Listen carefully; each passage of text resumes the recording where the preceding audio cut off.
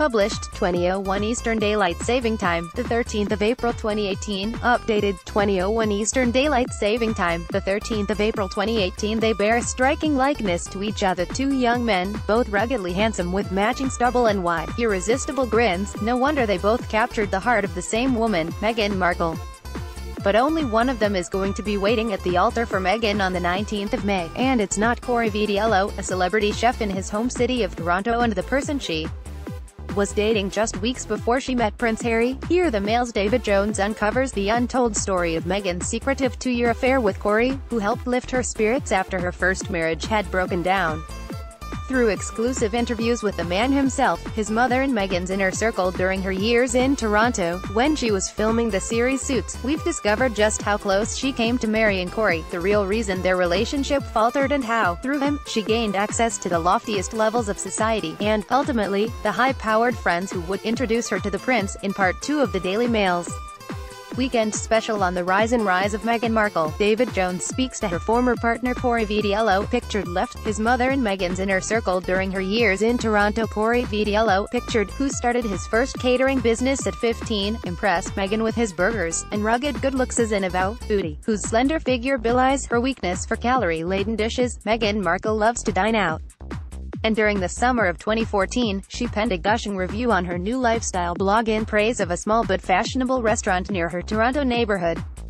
With its salmon pink walls, tattooed and t-shirted waiters, and potent, killer cocktails, the Harbour Room was a magnet for the young, artsy set, and Meghan, who ate there with fellow cast members from the television series Suits, drooled over its much-lauded burger, saying it was the best thing she'd sampled from the already impressive menu.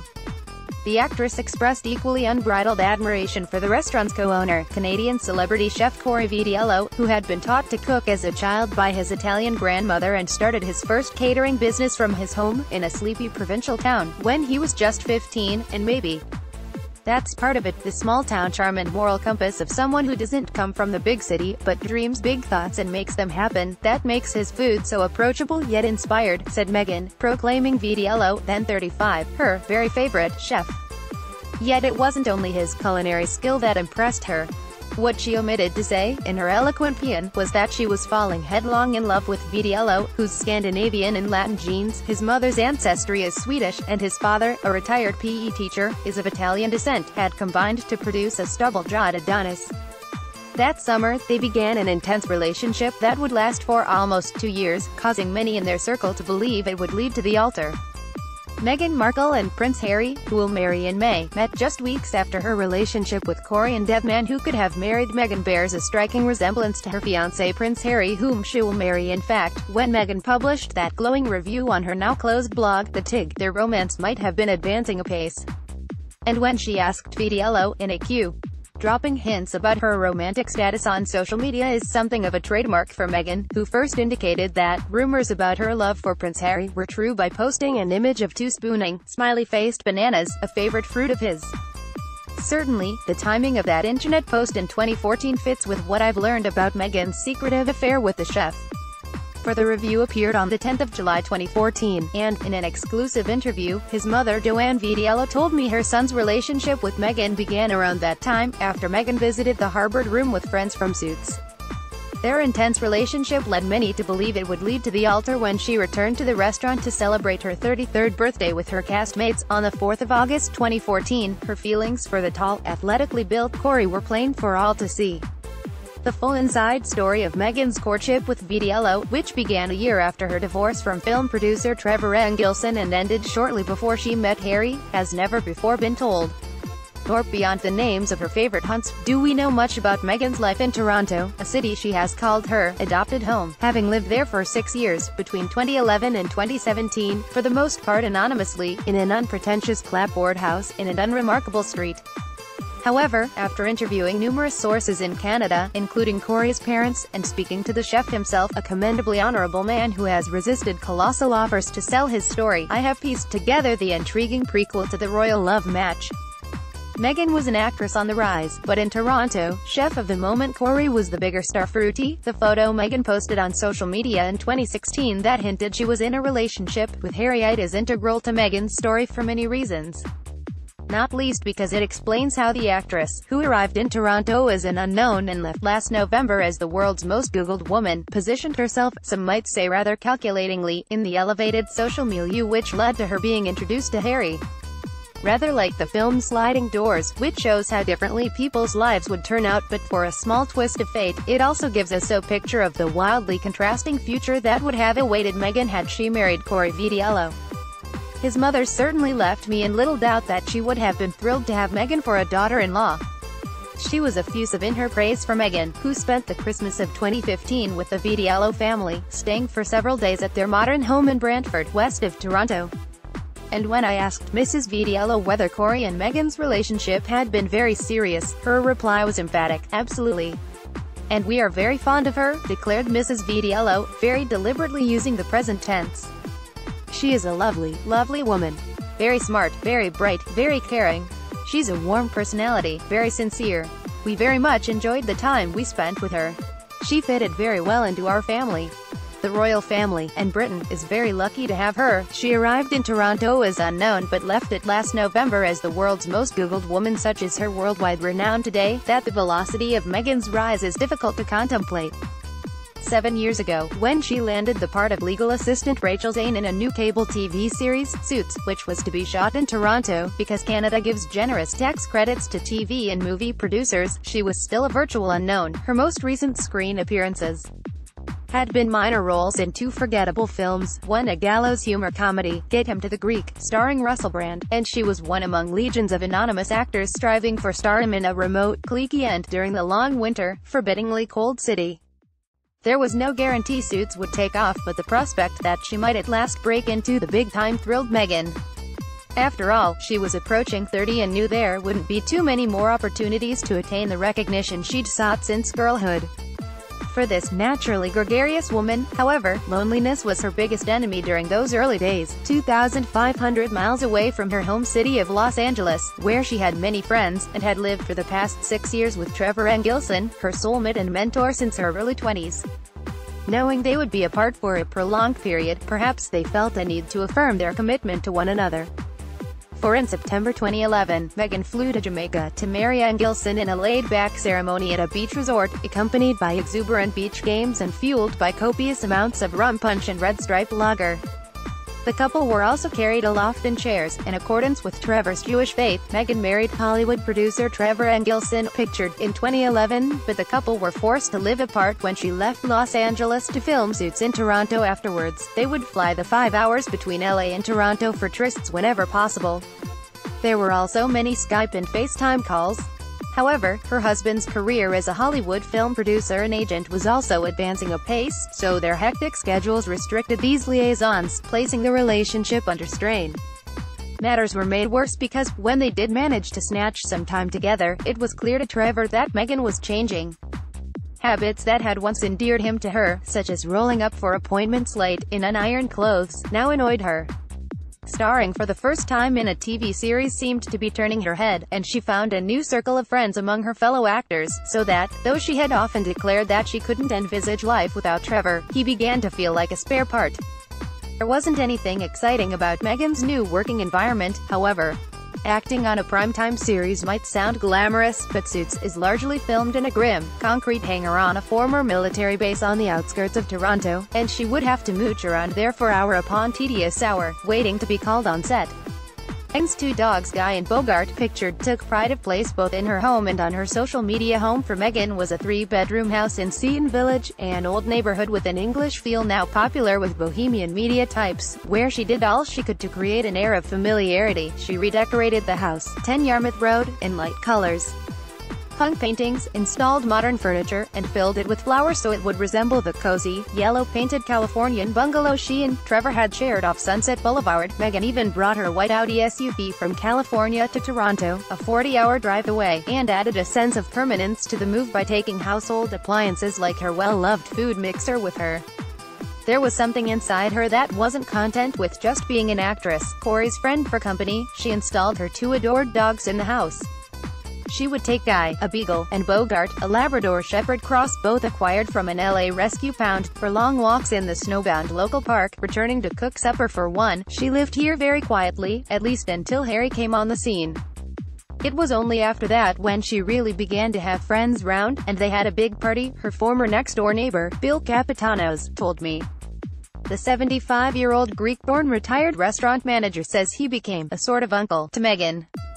He chatted with her over the garden fence and did odd jobs for her, such as fixing the swing door to her rear garage when it got jammed. Meghan also met his grandchildren, leading him to the opinion that she'll make a wonderful mum, and when her mother, Doria Ragland, came to stay, Mr. Capitano says she made a point of thanking him for looking after her angel. Meghan was surely grateful for his avuncular kindness when, in August 2013, just 21 months after their wedding, she and Engelson were divorced. Suits you. Meghan made Canada feel like home by filling her new house, pictured, that she shared with her beloved dogs with flowers and art. The court papers cite irreconcilable differences, as I will reveal in next week's installment of this series. However, this legal jargon doesn't begin to tell the poignant and acrimonious story of their breakup. During this difficult interlude, Meghan also lost touch with some of her old LA friends, who felt Trevor had been badly treated and took his side, most notably Ninaki Pretty, whom she had known since they were two and was once like a sister to her. Meghan has described how her TV show's cast became her surrogate family. She forged a particularly close bond with two of her co-stars, Gina Torres, 48, and Sarah Rafferty, 45, and these two women, whom she called her Suits sisters, no doubt comforted her as she adjusted to life as a divorcee. Yes, it was serious. They were living together and they were in their 30s.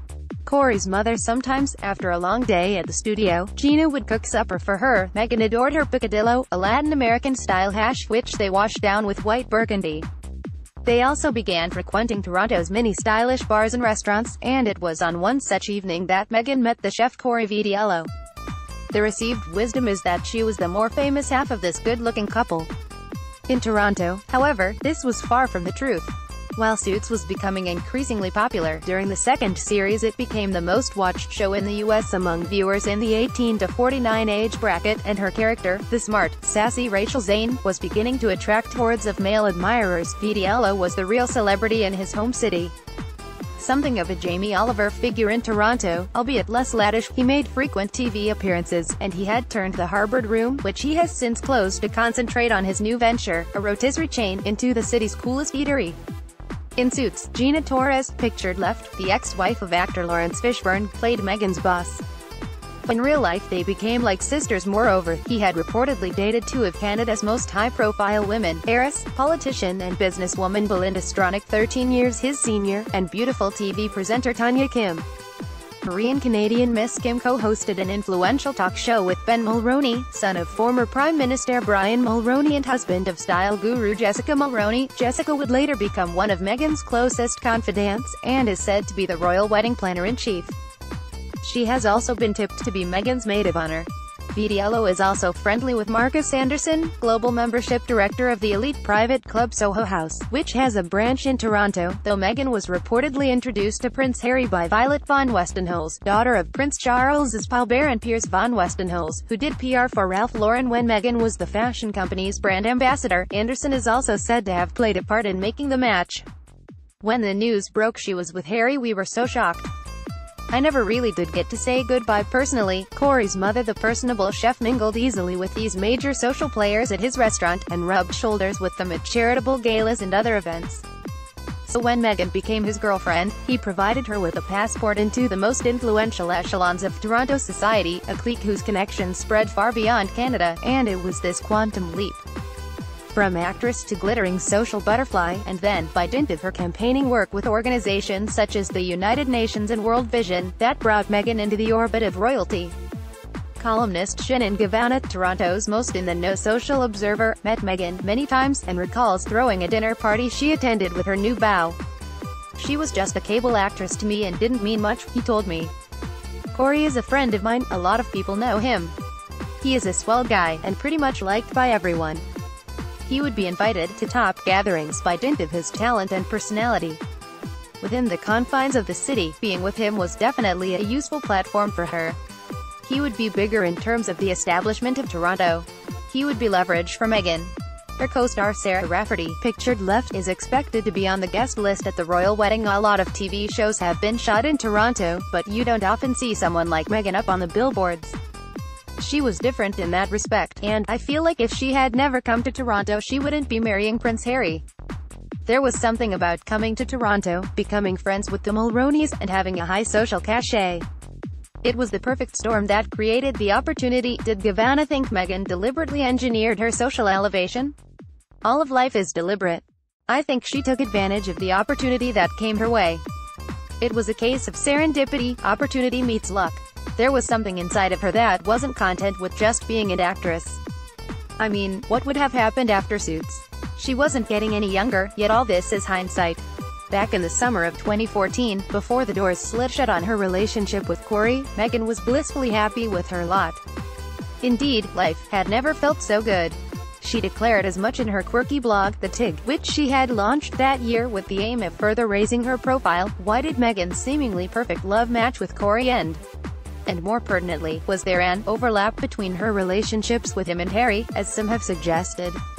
According to one well-placed source, it was Vitiello who initiated the breakup because he grew tired of Meghan's increasingly prima donna-like behavior. When they went out to dinner or traveled together, says the insider, she would drive her unpretentious boyfriend to distraction by using her name to win better service. Matters are rumored to have come to a head, somewhat farcically, when she and Cory had friends to dinner, and she passed off the recipe for the much-admired main dish of pasta with courgette spirals, one of her boyfriend's creations, as hers. Cory, pictured, has evaded questions about the breakdown of his relationship with Meghan for the past 18 months. Could all this be true? The man best placed to answer, Cory, has never spoken about the matter, assiduously evading the press for the past 18 months. However, when I found him, at the flagship branch of his new rotisserie chain, he brewed me a coffee and genially explained his reticence. I've got a lot of respect for Meghan and, from my end, to make it seem like I'm part of the story of her elevation into the ranks of royalty would seem self-serving and opportunistic, he reasoned. I'm pleased for Meghan. She's a great girl. There is no bitterness. I respect people's private and personal lives, and although she has put herself in the public spectrum, I still hold to that. So was it he or Meghan who ended the relationship? Haha, that's the one question you can't answer, her. Well, you know what? I'll let the public forum debate that. Since he's smiling, I try another tack. According to reports, he and Meghan finished in April or May 2016, and within a few weeks she and Harry were dating. But the timing has never been pinpointed. Had they parted permanently when Harry came on the scene? If so, why? Cory the master chef was known for his dish of pasta with courgette spirals. Pictured, yeah? Well, I'm sure you've done your due diligence. I really appreciate the professionalism in the way you're going about this. Another stonewall. When I jokingly suggested he might receive a wedding invitation, there was another huge laugh. No, I don't think so. Meghan's a wonderful girl, and I'm very proud of her. But no, it's not something I think about. However, he did hint that he would be watching the wedding on television. Listen, I'll be interested as much as anybody else, as an old friend of Meghan, he said. His mother will certainly be glued to her TV set on the 19th of May. Absolutely, she told me, adding that, were she to be asked to attend the Windsor ceremony, she would go in a minute. When I suggested Meghan might have been a tad too precious for her son, and recounted the supposed row over his courgette recipe, she sounded dubious. I've never heard that story. Meghan is an excellent cook, so I'm sure she made some delicious meals. But he's a trained chef and has worked in this career for over 20 years. There is a difference between a cook and a chef, yet Mrs. Vitiello insists that even she doesn't know why her son broke up with Meghan, because he hasn't volunteered to tell her, and she doesn't believe it's her place to pry. As I revealed in the Daily Mail recently, before she became famous, Meghan had written an anonymous internet diary called The Working Actress, in which she had chronicled her quest for Hollywood stardom with daring indiscretion. This new blog, to which she put her name, was altogether more sophisticated, and gave her access to many famous people, whom she interviewed, in the arts, politics and sport, further raising her profile. Apparently, it also brought her plenty of freebies, for she would review restaurants, hotels, beauty treatments and travel destinations, as well as opining on matters serious and trivial. As her romance with Vitiello progressed, Meghan would head straight to the Harvard room after the day's shooting was over and hang out at the bar waiting for him to finish cooking. He also began staying at her house. The chef was around quite often, recalls neighbor Mr. Capitanos. Curiously, however, the couple were at pains to keep their relationship private, according to the chef's mother, and Meghan in particular tried to avoid them being pictured together at social events. That was both their choices, Mrs. Vitiello told me, adding, it was a pretty conscious decision on her part. She didn't want it to be public. Cory and Meghan avoided attending social events as a couple to keep their relationship private. This explains why only one, rather rigidly posed, photo of the pair appears to have been published. Meghan wearing a halter-neck white gown, smiling demurely, holding a clutch bag, Vitiello standing sentry beside her, his shirt partly unbuttoned. And why their courtship went virtually unreported in Canada's gossip columns until Meghan was linked with Prince Harry. Mrs. Vitiello says they did not actually attend many social events as a couple. Rather, they were homebodies, and enjoyed staying in to cook for one another. Neighbors also recall seeing them walking, hand in hand, with the dogs in tow, and shopping for groceries in Loblaws, Meghan's local equivalent of Sainsbury's. By the winter of 2015, the relationship was so serious that Meghan was invited to spend Christmas with the Vitiellos, in Brantford, Ontario. Cory's parents have since downsized, but they then lived in a house with plenty of space for the large festive gathering, including his two brothers and their families. Within weeks of their first date, Harry made a furtive trip to Toronto. Cory's mother Joanne Vitiello sounds so wistful and nostalgic as she recalls the few days Meghan spent with them, that one momentarily forgets this happened barely 3 years ago. She had no airs or graces. She was very interested in being with the people she was with. She has a good sense of humor, and she's very personable. We certainly enjoyed the conversations we had with her, she says. When it came to party games with the young ones, Meghan threw herself into the fray wholeheartedly, again demonstrating the easy way she has with children. Of course, she exchanged Christmas presents with the family, though Mrs. Vitiello says it wasn't only then that Meghan, ever thoughtful, sent her gifts. There was only one small hiccup. She brought her dogs to our house. That was kind of a surprise, laughs Mrs. Vitiello, hastily adding that Bogart and Guy had been well behaved.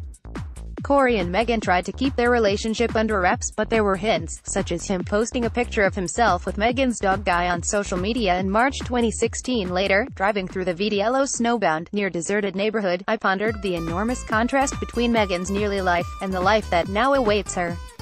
As a royal duchess, there will be stiffly formal visits to Balmoral and Sandringham, and endless engagements with the cameras perpetually trained on her. In egalitarian Canada, with its laid-back ambience and healthy disdain for the cult of celebrity, Meghan would have been regarded no differently than any other wife working in the city and spending weekends and holidays with her in-laws, out in the sticks. Did Mr. and Mrs. Vitiello expect, as Meghan bonded with their family that memorable Christmas, that this was her destiny? I won't speak about that, says Cory's mother. Then, tellingly, she goes on, I'll just let you know that we were very fond of her. It was serious. They were together that length of time. They were living together in the house, and they were in their 30s, so they weren't young kids. If these words don't tell us she had thought they might marry, her resigned expression suggests she still contemplates, with a degree of longing, what might have been. Meghan met Harry in the summer of 2016, just weeks after splitting with Cory. Here they are on a night out in London in February 2017. Somewhat surprisingly, however, she says she and Meghan remained in contact by text and email, even after she had started dating Harry. She's therefore able to shed some light on the mystery of when one relationship ended and the next began. Mrs. Vitiello surmises that Meghan and Cory had been apart for about 3 months before she first met Harry. We never really did get to say goodbye personally. Meghan was going to come to see us, to explain matters and make her farewells, but we were going on holiday to South Carolina, so we were away. We were still there when the news broke that she was with Harry. We were so very shocked. So she may have been coming down to our family home, basically to tell us, because she had already told us she was dating someone. I thought it was very respectful to let me know personally that she was dating someone else. She was probably planning to come and tell us exactly who she was dating, and then the news broke. I remember I had a phone call in Myrtle Beach. I was told, Meghan's dating Prince Harry. Then, we went back to the condo, switched on the TV, and there it was. This was the autumn of 2016, when Meghan ran her lifestyle blog. It gave her the opportunity to interview a wide variety of prominent people. Today, she might prefer to forget her rather breathless reflections on these encounters.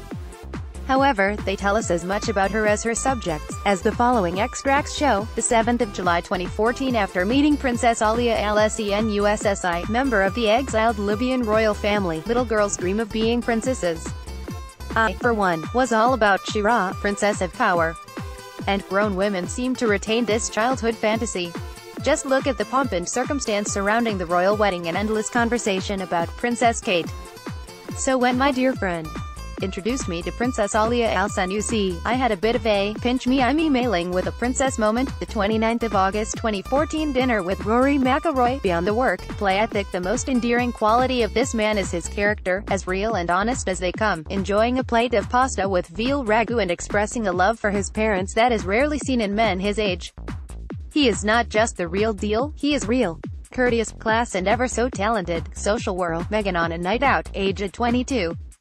She wrote about a number of her social encounters on her lifestyle blog. The 8th of September 2014. Ivanka Trump. Staggeringly beautiful, no question, but so incredibly savvy and intelligent that she's not just carved a niche for herself under her father's fame Trump notoriety, she has undoubtedly created her own empire.